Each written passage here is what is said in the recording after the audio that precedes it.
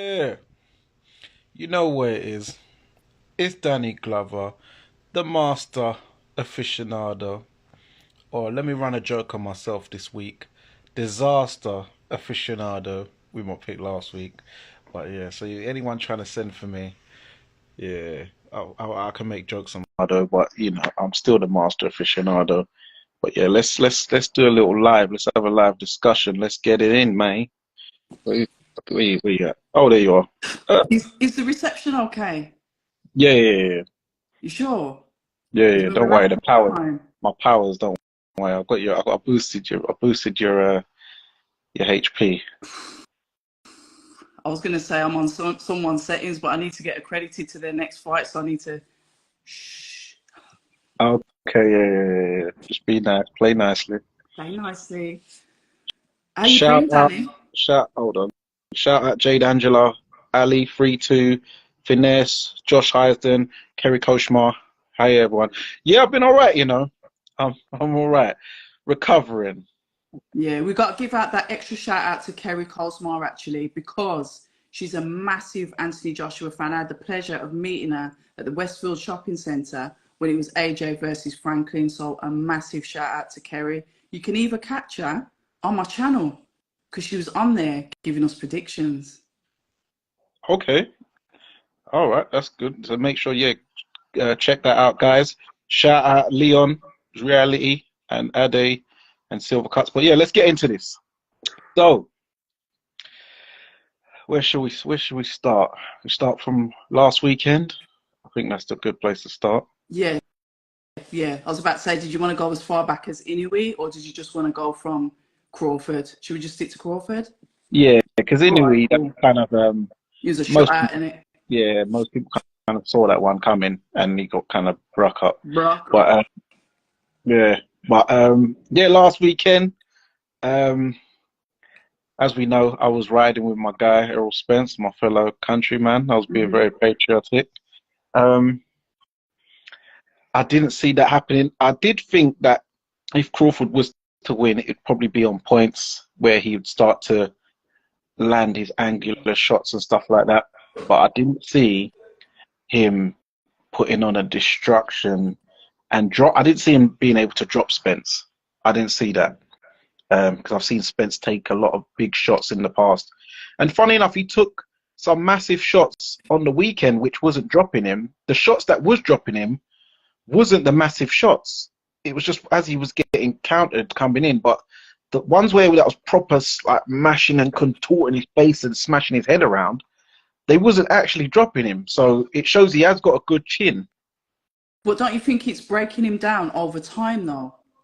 And Crawford's timing is, that timing and that speed was kind of like second to none in there, because it got to the point later on in the rounds where obviously due to the pummeling that Spence was taking, his timing and his vision was off because he was throwing shots and it was almost like that much away from his face. You know, when you get the skimming, oh, that could have hit him, but it was like he was miles off. So all of that beating that he was getting, it was affecting him unable to do counter punches and the shots that he was throwing. It's like the target weren't there. Yeah, he what it was started throwing from further out. Hence, he started widening his leg stance to start throwing a jab from way too far out, and that's what was getting him countered. And then even normally, he's good at throwing short hooks.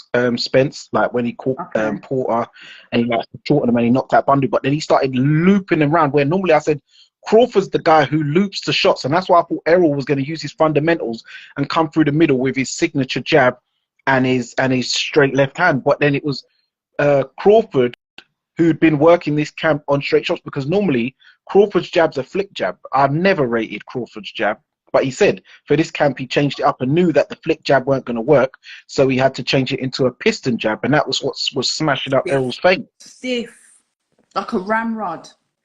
But he's never used that jab ever. But then, If you but it just goes to show that you can adapt your fighter to train for a specific fight. You know, when this, I've done it loads of time. I believe that every fighter's got a baseline and that they'll revert back to certain habits. But just like Inoue, and I know I'm going back to him as well, the focus and determination that was there from Bud was phenomenal. And it was almost like he'd lowered his heart rate and he was just zoned into that fight and just showed pure technique and skill, just pure skill. Yeah. Like you said, even adapting his style, because Spence would have planned for the Crawford that he knows, but Crawford was like, okay, let's up the game. And he said, I think he did 2 camps for this, 2 different style camps, one at home and one away. Yeah. And that's why Spence was able to catch, normally at the beginning, he was able to catch the looping shots. And that's why the first knockdown, he actually used the Kovalev shot, the 2-1 through the middle. And that's what dropped him the first time because he didn't see the straights coming through the middle. And that's what knocked him off balance. The second one was when Errol thought he was going to start breaking him to the body. He came and got caught with the uppercut. Yes. And it's only the third knockdown where Crawford knew he had him. So that's why he threw the 2 hooks. But even those hooks was shortened to what he normally, because normally he does. He does. He wings them in. Yeah, from like proper like Brian Lara cricket. But he shortened. But he'd now ratings to him because it shows you can teach an old dog new tricks. That's exactly what I'm saying. Oh, sorry, one sec. Let me big up Jack, pound for pound Jack. He is so funny, guys. I know he trolls in the comments, but he knows his boxing. And I tell you something, if you can, sorry to interrupt, go and read his comment that he wrote underneath the conversation that I had with Alex Krasiak. A very detailed, interesting comment. I've got a lot of time for Jack. I do like his, he's got funny trolling. He's a funny troll and he talks sense and he knows his boxing. And big up Justin Ben as well. Shout out to you. It's been a minute. I hope you're all good. Yeah, shout out Justin Ben. You got to come on the neutral corner soon as well. Yeah, get him on there, man. Yeah, we're getting you on soon. But yeah, it shows you can, and it just shows you that Crawford, you can tell he's a humble brother anyway. So he's a man who's always receptive to learning new things. And if he knows that something might be a fault, where Bomac and Red Spikes and those coaches would have said, listen, you can't come in with that flick jab and looping because Errol's going to come shoot through the middle and go through the body. So he's able and willing to still learn at this stage of being a champion. And you know what?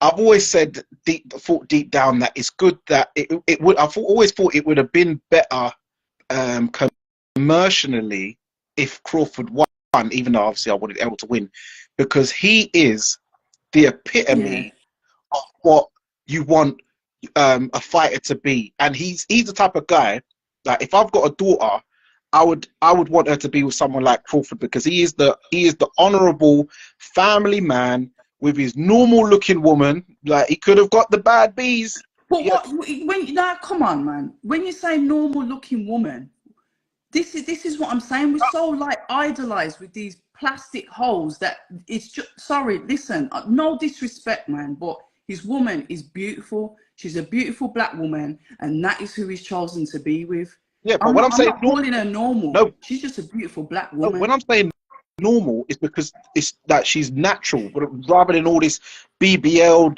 lips done, all this, like, you know, chest done. She's just looking like someone from the 90s. Yeah, that homegrown. Yeah, the girl next door. Like, he's got her in school. Like, he's always at his kid. I see him. What was it? 2 days after the fight, he's at his daughter's race again. So his son's always wrestling, got the medals. So he's like the all-American when you think about it. So he's a good poster boy. Yeah, good poster boy for, you know, the all-American repping family man, you know, and just keeping it. Yeah, he's a good advocate, and a good advocate for us. I think, to be fair, you know, Spence like highlighted that when you watched their documentary before the fight. There was that extreme family values, family mentality from both sides. Even, you know, with Spence's dad being with him and being an advocate for him as well. A side that we don't normally see. But when you talk about Bud and him being the epitome of this and sort of like a poster boy, what I like about Bud is his story. The fact that he's been told, you know, he's a good boxer, he's a talented boxer, but nah, you don't really fit our image. Nah, you're not really going to sell no tickets. You're good, but you're just not what we're looking for. And it's to come through that. You know, when you come out the mud and you know how many years you've been in the game and you just keep going. And just because his face didn't fit, because maybe he wasn't with one of these baddie bitches, he like just kept it real, kept it 100, and look where he is today. So that's why, that's another reason why I got to rate my man. Yeah. Because man was putting him in the bin just because he, you know, he wasn't this IG dude. You know what it's like now. It's like everything's just like numbers, isn't it? Numbers, numbers, numbers. Yeah, and also because he's from a little town called Omaha, Nebraska, which no one even knows about. He's not from a big state like New York, Okay, is LA, that what it is? Texas. Okay. From some little place called Omaha, Nebraska. So even through the amateurs, he said that he got robbed a few times because I don't think he even won a Golden Gloves, because when he's fighting guys from big cities, he's like, you don't really fit the image. Like, what's Nebraska known for? You ain't even got a football team. You ain't got an American football team. You ain't got you ain't got no basketball team. Like, what do you guys even do there? But what they're known for is wrestling, like that Olympic amateur wrestling, which I call pro wrestling, because real wrestling, they call pro wrestling WWF, but that's not real wrestling. Yeah. So they're known for that wrestling. That's why Bud can wrestle. I don't know if you've seen him wrestling his friends, and he's mad. He takes down guys all like 250 pounds. Like, he's mad. His kids are very good. They win medals. So yeah, I've seen what his kids do. I didn't know that he like joins in with them, but yeah, I've seen what his kids are doing. No, he used to do it back in the day. Didn't know that. Yeah, because even in his gym, they've got a wrestling dojo in the gym. It's at the other side of the gym. Nice. He bought the lot, and it's like he's got a wrestling classes. His son's doing there.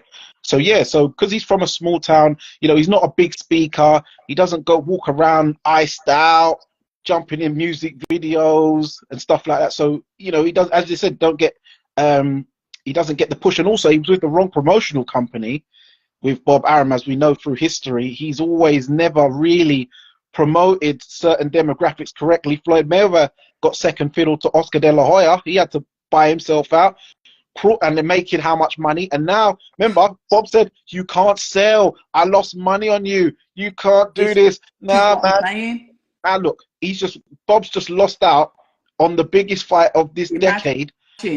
And he's Bud selling. He's come out to Eminem. He's now trending all over the place, and he's going to make some serious money. So it's like, Bob, can you guys not sell, or are you just not trying to sell him because you put Bud behind Lomachenko all these years? Brother can't even speak English. So what's going on?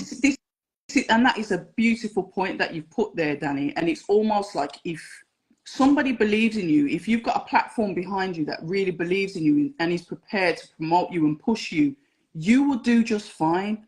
But once they put that like negative cloud on you, that you then become unattractive to everybody. It's almost like an algorithm. Somebody puts a dampener on you and then nobody wants to touch you. It's like you've got leprosy. And that is the energy that there was given towards him, even mocking him when he had the Avanesian fight because he's trying to keep active.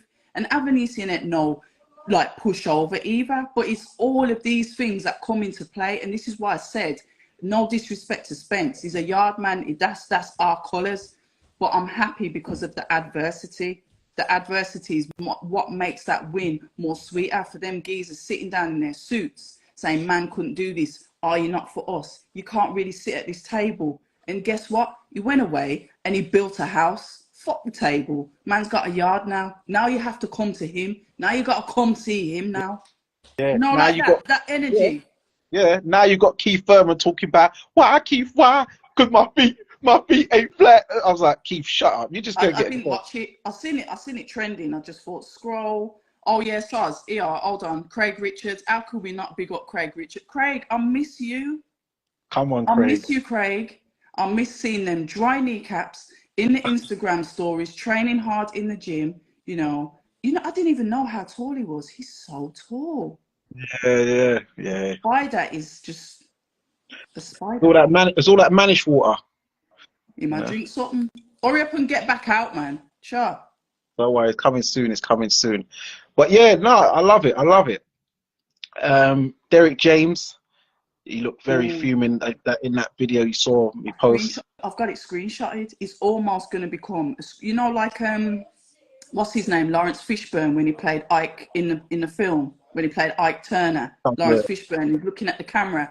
That is a meme in itself. My man looked like his tune is gone. He's looking at like Bud, like he wants to fight him.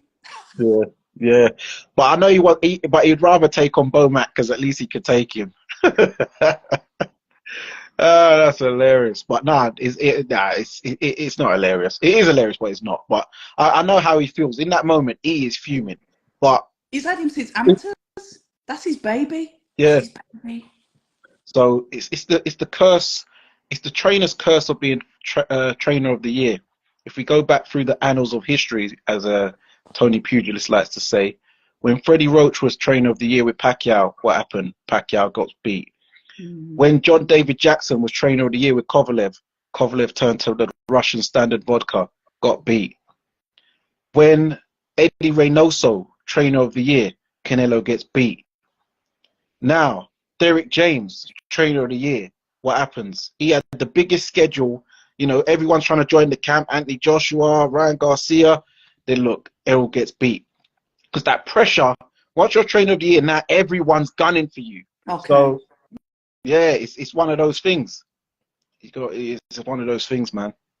How do you think that pressure's gonna? Because obviously, what's his name? Is it Frank Martin? Yeah. That was a scrapey win.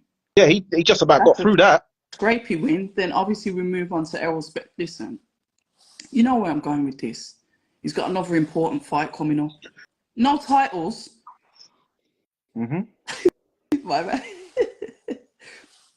But that pressure, you know, when people are watching you. Yeah. And, well, look, it's an important fight.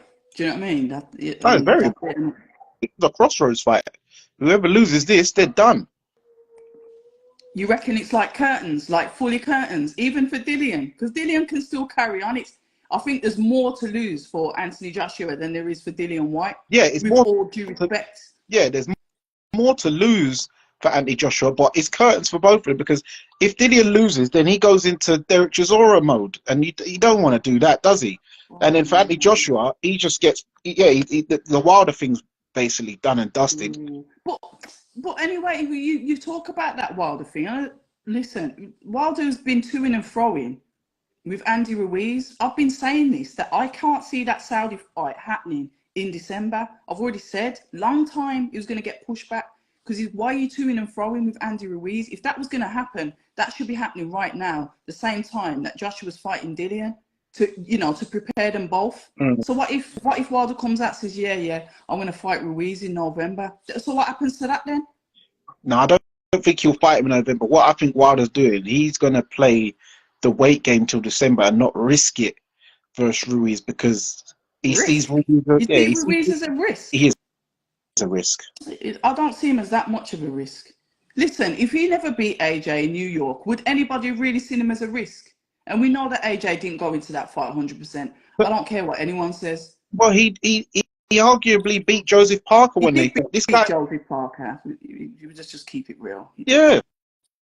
So he is a risk because when he comes with them rolling under hooks, if Wilder misses with one of them telegraph heel right hands, then and Andy Ruiz rolls under and claps him on the chin. Wilder hasn't been the most active, so you got to condition your temple, your chin, your legs, them ankles to take shots, and he hasn't been really active. He punched out Hellenius in a round, so he didn't even get punched in the face. The last time he really got punched in the face was against when he got flattened by Tyson Fury. So fair enough. Hold on, Josh Hazelden. Saudi have spent their budget on football. They're pissed off with the politics of boxing. Really? That's interesting. I didn't know that, but I don't really follow football, so I wouldn't have a clue. Yeah, I don't follow. Shout out to Corey Gibbs. Get behind Corey Gibbs, Birmingham fighter. I can't remember that it's super lightweight, 10 stone, 9.5 stone, 10 stone, Birmingham fighter. Get behind him. Get behind us, Brummies. We need some support. Brummies, get behind Brummies as well, because we're too funny. We don't support each other. That shit that is. But shout out Corey Gibbs as well. Big up Shakan Pitters. He was in the chat as well. Oh, I never see long legs. Yeah, I saw him on Saturday. He was at Originals at a festival. Is he good? Yeah, man.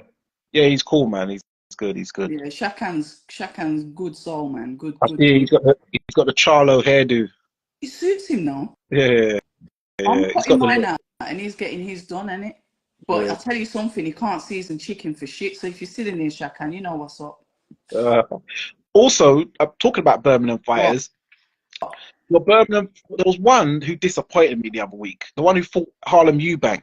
You called Oh, out Harlem. Ishmael Ellis. He took it at like a few days' notice, isn't it? Like a week's notice. Oh, because I was like, why is he doing? Why is he moving so negative?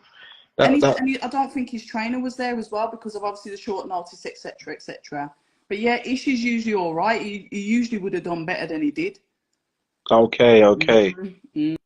Go on, and the next. No. But yeah, big up Birmingham every time. I like Birmingham. I like them I niggas. know, yeah, you do. You get on with Tyler Denny, innit? Yeah, yeah, that's my guy, man. That's my guy. So yeah, Anthony Joshua, Dillian White. That's in what, 9 days? Yeah, it's coming quick, man. It's Oh, coming. never mind that. Derek Chisora, Gerald Washington, fam. When? Announced, bro. When today? Yes. Oh wow, Oh, that's yes. wow, that's Hi, interesting. Tony. Hi, Yes, big Tony. up Tony. Man's out in. I think he's in New York right now. Yeah, I love Tony. I'm always winding him up about the shouting. And you know what it was with Tony? Once I was listening to Undefeated podcast and I got my headphones in, and then he came on and he was all right. And then he started shouting and my ears were like popped. And after that, it's like, but Tony's banter. I love you lots, man. Okay, so Derek Chisora, Gerald Yeah, Washington. yeah. That's interesting. What do you That's a think? hmm. Gerald's gas tank always fades, whereas Derek's don't fade at least. So I see Derek beating him. You think it's his gas tank that's going to let him down? Yeah, Gerald Washington. His gas tank fades. I don't know what it is. I'd say that I think Derek will win because Derek has got the heart of a lion Yeah, and he will fight to the death. yeah, Some say you shouldn't even be fighting now. I've had a few people comment on a post I put up on YouTube saying that, why doesn't he just hang the gloves up? He lives and breathes. He turns up to all of the media events. Doesn't matter who it is. He's always there. He's always in the mix of boxing. He loves it. He loves it. So how hard is it going to be for him to walk away from something that he loves so much? yeah, yeah, I can't say nothing about that. I'm not a fighter. I've never done what he's done. I haven't got that addiction to the boxing like he has. So when people are saying, fair enough, I understand why they're saying it, but why? At the end of the day, if he passes his medicals, we can't yeah. argue. And he's clearly passed the medical to fight my man, isn't it? Hmm. Yeah, I would like to see him retire, but you have to think a lot of these fighters, they're thinking, what am I going to do for the next 40 years? Like, some of them, they don't think they're going to be cut out for an office job, or they don't want to sit at home doing nothing. So this is why that's why I said before why Floyd does these exhibitions, because when you're in a Yes. big mansion all alone, Yes. yeah, nothing to do. It's what wakes him up in the I morning. Oh, I need to agree. go up. I need to go down the TNT boxing gym and interact and socialize with normal people, because at least those people in the gym, because they see his face, they're not going to be asking for photos, and they're just going to be normal, working in the bag and doing their thing. But if he goes out and about, he can't. He's stopping every minute. He's got to bring security everywhere, and it's just a bit tedious. So at least at his workplace, that's his Yeah. place of work. Yeah, for real. Normal. Yeah, So that's why I think for he real. does them still. But another fight at the end of the month, which I'll be going to, is Usyk versus Dubois Are in you going? Poland. Yeah, Brilliant. I've booked it all, flight, accom, fight ticket. May Yeah. I ask, how much did you end up forking out for that? Is it as reasonable as everybody else is saying? I mean, you don't need to give me figures, but what is it reasonable to travel and stay and watch the fight compared to buying a ticket and overnight accom in England? Um, yeah, I'll tell you. So all in, it worked out 360. Excuse me? Flight, accom, and fight ticket. And the fight ticket I purchased was the equivalent of £100 because it was Polish money. So basically, flight and accom was 260 for 4 days, because I'm going in on the Wednesday and coming back on the Sunday. Yeah. You can pay that much for one ticket over here. Yeah, but I'm close. I'm close by. Like the ticket started at £9.40. Pardon? £9.40 the Why did ticket you think start at. it's so cheap? Because it's Poland, isn't it? I don't know. What is it like? Cost of living is just zero compared to over here then?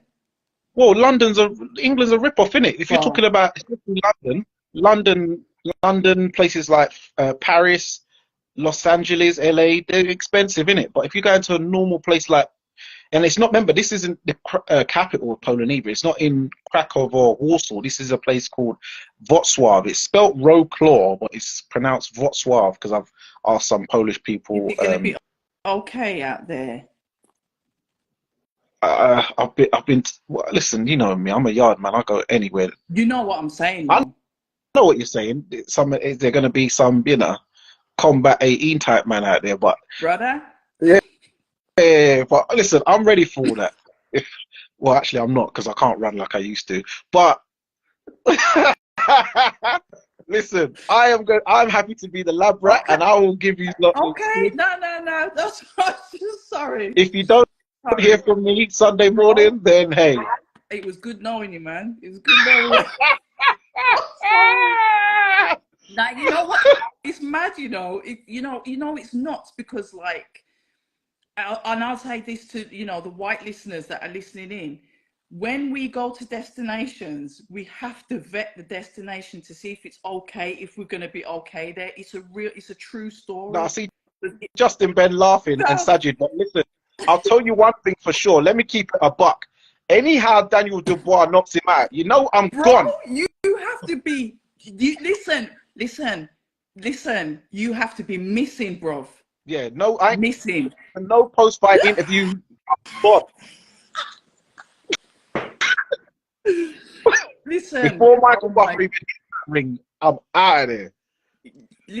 When you see them trousers and them boots, when you see boots, time to go. Yeah. When I see a sparkly jacket, I'm done. Oh my God. Oh dear, sorry. All right, let's be professional and get back to that. Is an absolutely fabulous deal, Dani, and I really hope you enjoy it very well. And your journey from the airport to your accommodation to the fight is just beautiful for you. Yes. Yeah. Yes. Jarastafari. Yes. Yes. Selassie, Empress. Imagine, he's put SA1 boxer size that might fit you, Dubois. Dead. Yes, that's Sajid. Yeah, Sajid. Big up Sajid. But so I'm looking forward to that. I expect. That's good. I'm going to, because Dubois from my ends, isn't it? He's from Deptford. Yeah, he's from Deptford, Southeast London. Yeah. I didn't know that. Yeah. He's from. They were probably from the outskirts. No. He's from. He's brought up in Deptford. They list him as being from Greenwich, but that's because Greenwich is like the next door, which is more popular. Deptford's like a hood, so he's from the. He's from the ends. Yeah, he's from the hood, but he was sheltered by his dad. So his dad used to bring him to the Lynn, because I knew him from the Lynn, from the amateur boxing club when he was a little kid. So Craig would have met him as well, but down the Lynn as well, and some of the Lynn boys. So he was there when when Isaac Chamberlain was there, Chris Congo, Richard Riakporhe, Charlie Edwards. Yeah. They don't know him. Yeah. It was all down the Lynn at the same time. Is that team still going? Yeah. Do you still speak? How come you never had because they're like the veterans? You're bringing out names that are all popular names. Have you ever had any of them on your pod? Like to talk about who's been through the gym and the fact that's kind of like a core gym in London then. Yeah. It's the oldest amateur gym in England. Right, you need to get them on your podcast, man. Yeah, I've had Chris on. I've been trying to get Richard on. He's been flaking on me a bit. Richard? Which Richard? Riakporhe. Listen, that geezer's the original Doppy. Yeah. Craig's come on. You got I haven't hollered Charlie Edwards, so really that's my fault. Charlie will come on. He's good like that. I've been hollering Sonny. He'll come on. Yeah, I've hollered Sonny. He said he'll come on, but he lives up north a lot, so he's only. Yeah. But I got to get Charlie on. Isaac said he's going to come on after he wins the British title, so I said because it'll be a good thing to talk about when he actually brings the belt on. So Isaac said he's lovely. Yeah. Cool brother. Yeah, some of the other, yeah, we'll get some of them guys on in the future for sure. That is really interesting because a lot of the guys that I get on with in the boxing world are from that gym. They've all Yeah, got a similar kind of like temperament. That's interesting, that is. yeah, yeah, So yeah, what yeah. is it a South thing then? Probably, It's a probably, South but thing. where it is, well, it depends what borough it is because, well, because the Lynn is in the Southwark borough, which is like basically Peckham, so they're very greasy Oh guys, yeah, like guys. that sounds at home for me. Yeah. I'm from the Lewisham borough, um, which we're like ghetto fabulous type people. So, Oh, the shower posse, them, that kind of thing. Yeah. yeah, yeah, it's very Lewisham Borough is very yard Jamaican-y, whereas the Southwark Borough Peckham is very Nigerian. Interesting. Yeah, yeah, yeah. So a lot of dynamics. But other legends from the gym is Henry Akinwande. He knocked out Henry. Tyson Fury's dad, and he's former world champion. Yep. Danny Williams, who beat Mike Yep. Tyson. Wayne Yep. Alexander, When it. knockout Spence. Yeah. Yeah, yeah, all those guys. They're from the oh, Spencer Fearon used to box for the Lynn. What? Antunde, yeah, they all boxed for the Lynn back in the day. Yeah, Bloody hell, that gym's iconic. You need to do like a feature of it, a feature of the gym. yeah, I'll Yeah, have to. I think you should, man. But I didn't realize all these people have come out of that gym. Yeah, You hear the name all the time. Wasn't Azeez from there as well? nah, he Which one was boxed. he? Because I'm sure Richard and him said they were in the same gym at some point. No, that was probably down either Double Jab or Palmer's Academy. Oh, maybe I Yeah, might have heard it wrong. Dan didn't come there. Dan didn't come there, Lynn. Yeah, That's a historic gym then. yeah, that is. I like that. What are you thinking about Buatsi Azeez, man? Yeah, I see. Who said that? Cutman Oh, MB. Yeah, big him up. Yeah. What I think, I've always said this. I've said this from the jump. what? I've got, I've got Dan on points. I just think the momentum, and I think the way he's been learning in all these fights, um, back to back to back, staying active, and he seems to be improving, and he's getting in with different styles and stuff like that. I just see him being able to win on points. I believe. And Buatsi, as good as he is, Yeah. um, his form as of late hasn't been that great, and also his activity, and also I don't think he has the same desire for boxing in general as Dan. What brings you to that conclusion? Just the way the things he says, his mannerisms, it doesn't seem like he's in love with what, like Dan seems he's obsessed. Like when he's out in America with Buddy McGurtlip, like you see this guy is just doing all sorts. He's doing weights. He's doing this big, massive punch bag. He's doing hot yoga. He's doing Pilates. He's sparring with Kovalev. He's sparring with Beterbiev. He's sparring with guys where I'm like, I see the picture. I'm like, Yeah. all right. I'm looking at his face and I'm like, your face don't look as much up as I thought it Yeah, would look. yeah, Well, yeah. if you're being able to survive with these, man, then you're a big issue, mate. You know what? I can't really argue because I said I'd sit this one fully on the fence because I get on well with both of them in it, and that always makes it tough. I don't know if it's because like I'm a woman in the sport or something, but it's like there's emotions attached to the fighters when you like them, innit? Yeah. It's like, do you know what I mean? Because I was torn the same way with Craig Richards, Joshua Buatsi. It was the same thing then. It was like, ugh, but a good fight. You want to see the fight, but you're like, ugh, it's two people. Activity, yes, with Joshua Buatsi. And there was one thing that he said, and I posted it in my story. He was talking about, I think Azeez must have mentioned he's got the English belt, innit? And then Buatsi, after he just had his fight, his combat fight, said, yeah, but I had that years ago. And I thought, the British belt. the British belt. He goes, yeah, but I had that years ago. And I'm like, right, but you had it years ago, so you should be way past that now.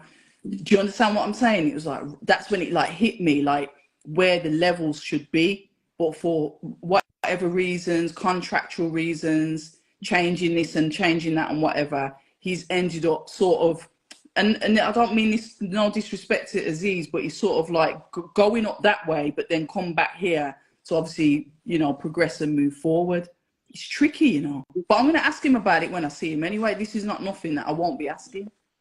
Yeah, but yeah, Buatsi said that, but then technically, accolades-wise, Dan Azeez has now surpassed him because he's now won the European, something that none of the other like heavyweights have done yet. Okay. Because Buatsi's won the British, Craig's won the British, Yes. Shakan Peters has won the British, Yes. Anthony Yard's won the Commonwealth, which is below.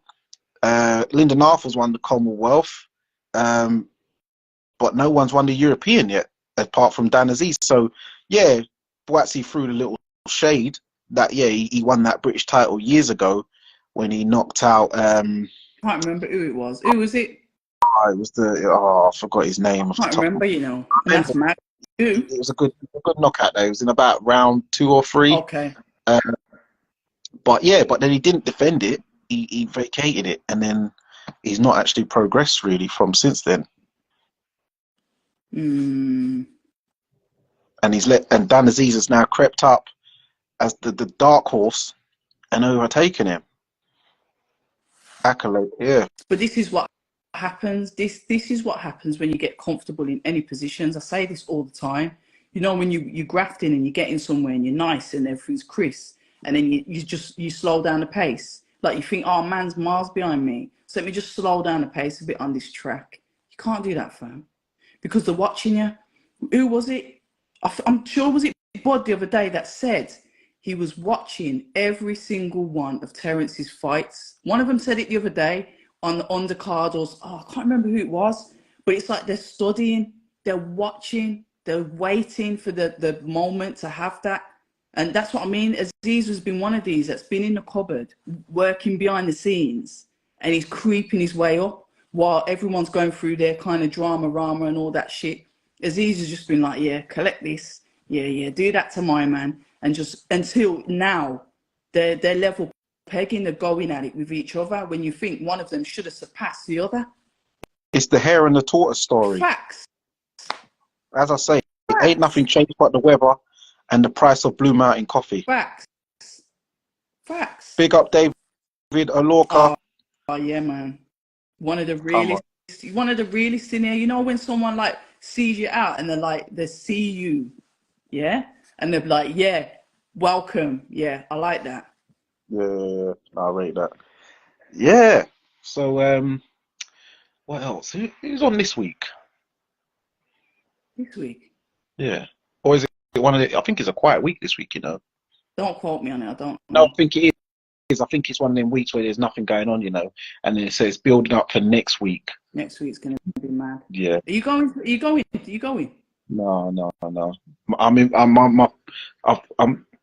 the Usyk Dubois is the one I'm going. You're lying because when you're replying, oh, you're funny. You're hilarious. No, I'm not going. You know, okay. Them tickets are too expensive, mate. Yeah, they're wild, ain't it? I don't even know if I'm there yet. I should be going to the media events, but I know the media access for that is going to be on. They're going to have so much interest in that. I might be watching it at home myself. You understand? Yeah, because remember, Spencer, I see he's advertising for block 111 on the first floor for one ticket for AJ Whyte. Oh, yeah. Yeah, one of them block 111 or whatever it is for £350 a ticket. Remember I said, I'm all in for 360. That's nuts. In Poland. That's flight from fight might ticket. Be one way still, but yeah, that's nuts. Oh, sorry. Two ways. Wizz Air. You know, calm down. Oh my God. Yo, I'll be sending you. Okay? Did you get there all right? Oh, you mean like that? Yeah, listen. Yeah, one way. Listen, I'll buy them a Belvedere vodka or something and some goulash, and they'll be good. My man get bundled. No, I'm joking. I've got to stop. What is Dan doing? What Dan is doing is that he's enjoying his career and loving it too. It's like he's living a dream. He's enjoying it. And that's what you should do with your career. Enjoying it, but grafting hard as well. We talk about investing in sparring partners, Ben Davidson said it. Davison said it perfectly the other day. You have got to invest in your sparring partners. You are a business. So if you're paying like cheap, I've always had this saying, bite cheap, bite twice. You understand? If you're not prepared to put in those big investments, forget it, because it's going to pay you dividends in the end. Like you said, look at Dan Azeez. You're not going to get better sparring than Beterbiev unless you're going to say, all right, then fling in Bivol for good measure. He's out there sparring like really good names, not just because they're names, but because of what they've achieved. Mm-hmm. Do you know what I mean? Beterbiev is going to come to Dan Azeez with them inside heavy hammer shots. So he's going to be learning how to deal with the power and how to evade someone that wants to come inside. It's only going to add strings to his bow. Do you know what I mean? So I rate any, you know, you hear a lot of professional fighters, and Anthony Joshua coming up and said something, and he mentioned it. He said, why was I sparring amateurs when I was a pro? You know, he was quite vocal on that. I should have been sparring people that are better than me so I can learn. You understand? He hit the nail on the head. So it's like, you learn from what these fighters tell you that's best for them. And if you're a pro, you should be sparring pros. Yeah, and Dan Azeez, even before that, he was sparring Yard, he was sparring Craig, in America's, sparring Beterbiev and Kovalev, and he sparred one of David Benavidez's ex-opponents. I mentioned, on when he came onto the neutral corner, and also he must be sparring Callum Smith because they're in the same camp. Oh, of course, yeah, Callum. So there you go. So he's not messing around, this guy.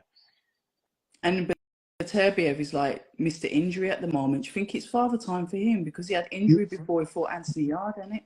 No, this one, I remember because I watch his stories a lot. I remember a few months ago, he said, oh, yeah, I've just gone to the dentist. They've just done a little minor thing, something about his tooth. I think they had to take a tooth out of his. And he goes, oh, it's nothing. This was like about 4 months ago. So then when they've said, oh, yeah, it was the minor dental surgery that's come up.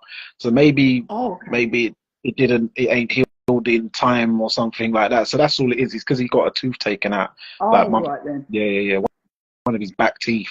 He said it, because you know, he talks in his language, and it like so you could do the translate. Do the translate. Yeah, sometimes I do it. I only usually do it when he's doing his training videos because I like the way that those guys from the Caucasus Mountains, I like the way they train. I like the way that they use the kettlebells, that they use hammers, that they use tires, that they do the running, the hill running, you know, all of that conditioning, that stuff that's really going to get you out of breath and build muscle at the same time. I love their style of training. If I was to train, I'd go straight to Eastern Europe. I like their style of training. Yeah, very serious. Yeah. So I'm trying to think, anything else? What do you think about Dubois Usyk? He said you're going. You didn't give a prediction on it, though. I'm backing Daniel Dubois, but it's a tall order. My prediction is Usyk wins, but I want Daniel to win. But don't knock him out. What do you think about him changing to Don Charles? I don't know. I don't know about that fit, because Don Charles, the only fighters I really know of him training is obviously Derek Chisora, and Frank Buglioni for a little bit. Oh, I didn't know he trained Buglioni. Yeah. And he trained Wadi Camacho for a bit as well. But yeah, it's not really. None of them remind me of Daniel Dubois' style, so I'm not sure how that one's going to really work. Yeah, I don't know how that one's going to work really. It's a tricky one, and I'm not saying that the Usyk camp are overlooking him, but they're not seeing him as a threat. Nah, the way my man's rapping and mugging him off. Imagine that. Yeah, that was. Telling me you would have clapped him off the stage. I couldn't believe it when I seen it. Yeah, that was a muggage. Also, now Mr. Mac is in here. Mr. Mac 2000. This is a good point about the Azeez Buatsi thing. So what did you think about that short clip on the Johnny Nelson thing where Dan was talking about the pressure And Buatsi kind of broke character and started He swearing. did. Well, this is what I'm saying, but Dan Azeez has got this ability to crawl under your skin. And the thing about it with Dan, because of his character, he'll laugh while doing it. So it's like you're fully mocking it. He's done that. He's done it several times. And that is why I'm drawn to like the character of Dan Azeez, because he's one of these guys, you know, when something fucked up happens out on the street, he'll be there making joke out of it. That's why I said to you, he reminds me of like the Jamaican sense of humor, but he said he's not even Jamaican, but he's got that about him where he'll wind you up. So I can imagine him and Dillian together going at it to and fro because of that banter. But this brings it back to why he moves like a Jamaican and why you because he's from Lucian Borough. You'd think if he's Nigerian, he'd be on the Peckham side, but he's not. Right. He's brought up, which is Lucian Borough. He grew up with all Jamaicans because he went to my school. He was a few years below me in school. Oh my God, you've known him forever then? Yeah. Have you always been like that then? Well, when you're 3 years younger than someone, you're not really, they're looking up to you, innit? Yeah, fair He enough. know me in school better than I know him, but yeah, I knew him as like a cool kid. But when he got older, then he's always been like how I known him. So yeah, he's got that. You can tell he's very Jamaican influence. Even Tunde, the way he moves and the way he talks, you hear, he's very heavily Jamaican influence with his mannerisms. I don't know what he's doing, so yeah. Okay. But yeah, he's got that thing about him as well. But yeah, so yeah, that's why Dan's like that. He's got that ghetto fabulous Lewisham Ghetto Boys demeanor about him. Yeah. But yeah, no, I like the way he played mind games with Whyte. He was in his head. Like, you the pressure from the Olympics. Yeah, you got the pressure, but you don't like it. No, you don't really like it. You've always had a choice. You've always had a choice. Yeah. And I do it because I want to do it. But this is you again, picking who you want to fight. And then he says it and he's smiling in his face. Imagine somebody's like, he's like really insulting your character. Basically saying you're a sport child. You've always had your way. You've always been able to do what you want. But guess what? I'm choosing to fight you because I want to fight you because I want a challenge. But he said it with a smile on his face. You know what I mean? He's like, oh my Lord. Is the full episode out yet? I don't know. It can't be because the fight's in October. They can't Yeah. But I'm gonna see the battle of Jollof Rice is definitely coming now, man. Ken versus Agusi, Pounded Jam, Amala, Eba. Yeah, I don't know. All that good stuff. Yeah, he said. What chances? Off to work. Great to hear you. Yeah, and on that note as well, I've got to kind of get back to work as well. Oh, there was one fight I was going to ask you about and I forgot now. Before you go, Chris Eubank Jr. has gone to Beaumac. The man rolled his eyes straight away. Didn't even. Okay. What can he do? What can he do? What can he do in 6 weeks? Nothing. And from what I've seen, I follow Chris Eubank Jr. on Snapchat because he doesn't post everything on his Instagram and his Facebook. But if you follow him on Snapchat, this brother is in Vegas at pool parties nearly every day. Oh dear God. Even Tony, pugilist, has got a picture with him at a pool party. So he got bagged there. But I've been seeing he's been going pool parties for the past month. He's having a hot boy summer. It's gonna be a cold bitch winter if he don't fucking sort his shit out. Yeah. Beaumac. This reminds me of when Amir Khan went to Beaumac. There you go. That's all I wanted to hear. Listen, we're gonna have to carry this on another time. You got to get back to work. I got shit to do. It's a pleasure. We need to catch up like this again. 100%. The energy, when we link, it's one of them, innit? But yeah, take it easy. Bless up to all the people in the chat as well. Until the next. Yeah, make sure that you subscribe to October Red Boxing, also on YouTube. Also, make sure you follow her as well. Her name's right there, October Red. Make sure you follow myself on Fight Fan TV Live on YouTube. We're at nearly 950 subscribers. Let's get 50,000, man. Exactly. So it's Danny Glover. It's October Red. And remember, guys, persistence beats resistance. Stay ready. You You know where it is. Bless up.